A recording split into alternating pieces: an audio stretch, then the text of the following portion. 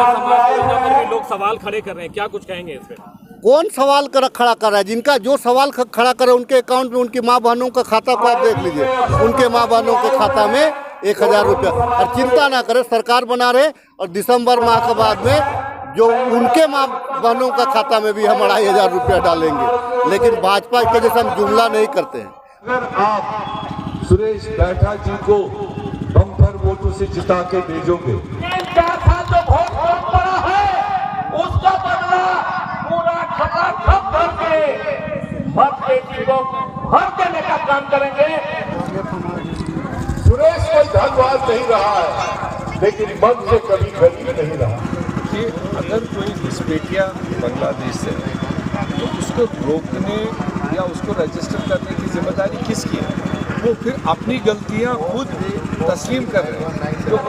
झारखंड की जनता India alliance को पसंद कर रही है और मैं आपको यकीनन बता दूं, एनुल भैया के आने से इस बार सुरेश बैठा 3 बार जनता का पूर्ण आशीर्वाद नहीं मिला। इस बार जनता का सहयोग भी है, बड़े बुजुर्ग का आशीर्वाद भी है।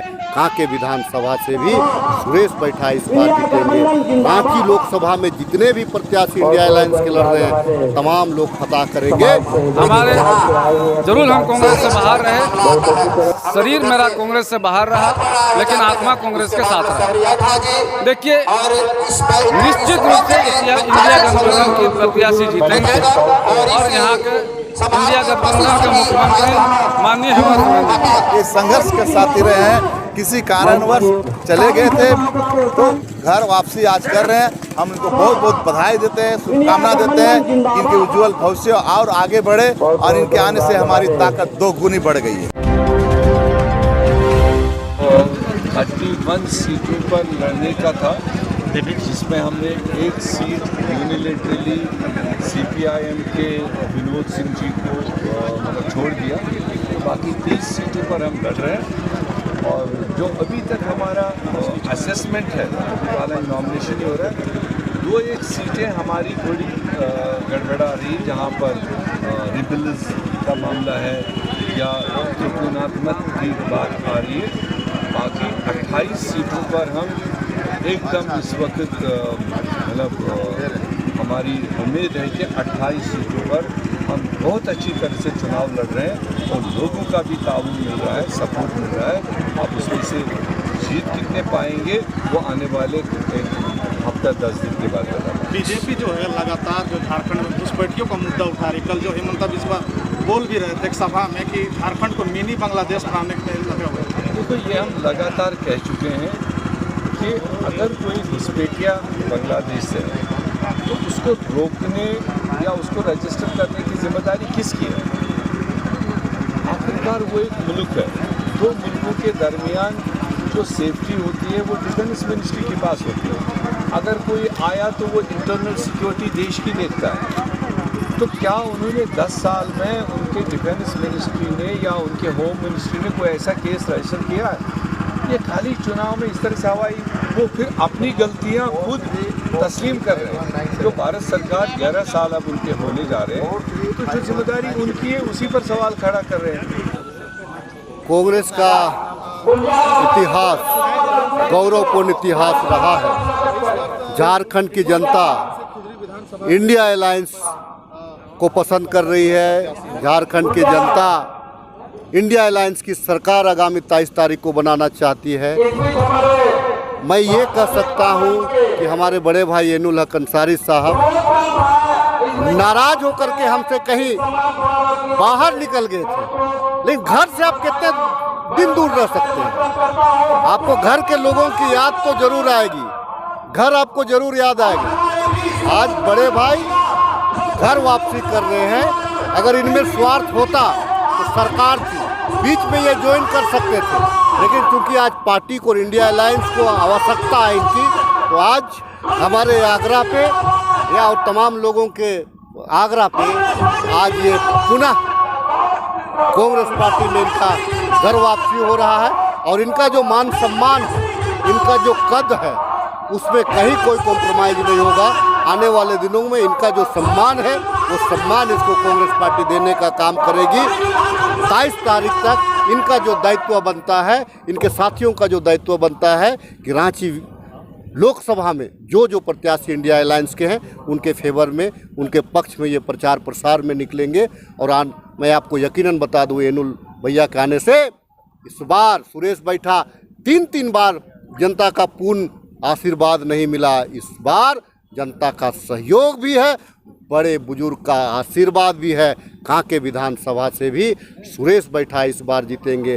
रांची लोकसभा में जितने भी प्रत्याशी इंडिया अलायंस के लड़ रहे हैं तमाम लोग फतह करेंगे, क्योंकि हमारे नेता आदरणीय राहुल गांधी जी देश में मोहब्बत की दुकान खोलने के लिए चले हैं, तो हम मोहब्बत की दुकान खोलना चाहते हैं। हमारे डायनामिक सीएम हेमंत सोरेन जी ने एक दिशा दिया है प्रदेश को, उस दिशा को हम बहुत सशक्त और मजबूत करना चाहते हैं।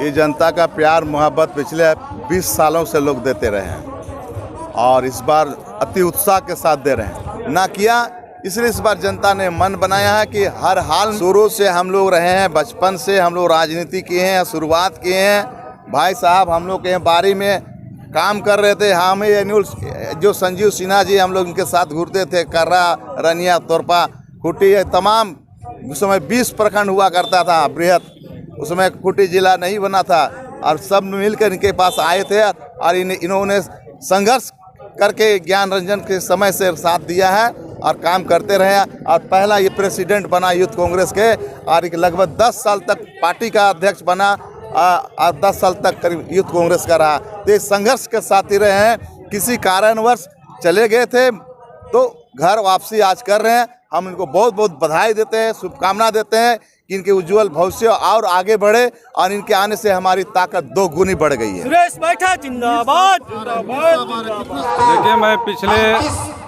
25 साल से कांग्रेस का कार्यकर्ता के रूप में था और कांग्रेस कार्यकर्ता के रूप में मैं यूथ कांग्रेस के प्रखंड अध्यक्ष रहा, कांग्रेस कमेटी के प्रखंड अध्यक्ष रहे, जिला परिषद के सदस्य रहे, जिला के उपाध्यक्ष रहे और मैं रांची जिला ग्रामीण कांग्रेस कमेटी के कार्यकारी अध्यक्ष के पद पर रहे। लेकिन कुछ कारणों से मैंने कांग्रेस पार्टी को इस्तीफा दे दिया। कुछ कारणों से मैंने कांग्रेस पार्टी को इस्तीफा दे दिया। और अगर हमारे अंदर लोभ होती, हम स्वार्थ की राजनीति करते, तो जब कांग्रेस पार्टी के गठबंधन की सरकार थी हम सरकार पर रहते और हम जो सरकारी तंत्र है उसका फायदा उठाते। लेकिन मैं स्वार्थ की राजनीति नहीं करता, मैं सिद्धांत की राजनीति करता हूँ। मुझे लगा उस वक्त सत्ता में रहते हुए भी मेरे दिल और दिमाग में लगा ऐसा कि कहीं न कहीं हमारे साथ नाइंसाफी हुई है। मैंने पार्टी को इस्तीफा दिया, लेकिन हमारे जरूर हम कांग्रेस से बाहर रहे, शरीर मेरा कांग्रेस से बाहर रहा, लेकिन आत्मा कांग्रेस के साथ रहा। हमारे तमाम कांग्रेसी नेताओं ने, मुझे खासकर सुबोध कांत सहाय जी ने, राजेश कच्छप जी ने, मंजूर अहमद अंसारी ने, इरशाद अंसारी ने, मुंतजिर अहमद रजा ने और हमारे तमाम साथी सहयोगी हमको बार बार प्रेशर बनाते रहे कि आप कांग्रेस पार्टी में ज्वाइन करिए। इवन कि सुरेश कुमार बैठा भी, मैंने बहुतों का बात टालते रहा, लेकिन मैंने देश में देखा कि राहुल गांधी जी का जो क्रियाकलाप रहा, उनका जो चलने का स्टाइल है, जो देश को एक करने का, जो संविधान के साथ चलने का, उनके क्रियाकलाप से मैं प्रेरणा लिया और हमसे झारखंड प्रदेश के प्रदेश अध्यक्ष केशव महतो कमलेश जी और झारखंड के प्रभारी गुलाम मोहम्मद मीर साहब ने मुझे फोन पर कहा कि आप कांग्रेस परिवार में कल भी थे, आप फिर पुनः कांग्रेस परिवार में शामिल हो जाइए, आपका दरकार है पार्टी को। मैंने उन तमाम लोगों की बातों को मानकर आज कांग्रेस परिवार में शामिल हो रहे हैं और यहाँ से मैं फिर कांग्रेस पार्टी को मजबूती के लिए कांग्रेस का जो भी मुझे काम मिलेगा मैं उस कामों को पूरा करने का काम करूँगा।